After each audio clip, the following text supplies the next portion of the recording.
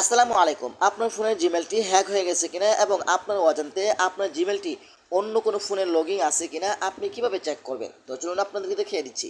তার আগে ছোট্ট একটা কথা বলবো, যারা আমার ফেসবুক পেজে নতুন অবশ্যই আমাদের পেজটি ফলো করে রাখুন এমন গুরুত্বপূর্ণ নতুন নতুন ভিডিও পাওয়ার জন্য।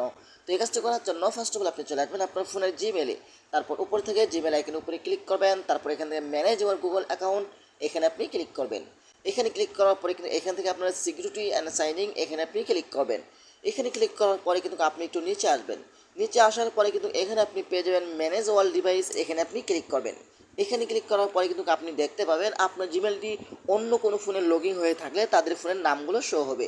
এখন আপনার কাছে যদি মনে হয় যে এই ফোনটা তো আমার না, এই ফোনের উপরে আপনি ক্লিক করবেন। তারপর এখান থেকে আপনি সাইনিং আউট অপশনটি ক্লিক করবেন। তারপর এখান থেকে সাইন আউট অপশনটি ক্লিক করলে তাদের ফোন থেকে আপনার জিমেলটি আজীবনের জন্য ডিলিট হয়ে যাবে। তো এভাবে চাইলে কিন্তু আপনি খুব সহজেই চেক করতে পারবেন আপনার অজান্তে আপনার জিমেলটি অন্য কোনো ফোনে লগ ইন আছে কিনা। তো আশা করি ভিডিওটা শেয়ার করে দিবেন এবং আপনার টাইমলাইনে রেখে দিতে পারেন, যে কোনো সময় আপনার কাজে আসতে পারে। এবং আমাদের পেজটি ফলো করে রাখুন এমন গুরুত্বপূর্ণ নতুন নতুন ভিডিও পাওয়ার জন্য।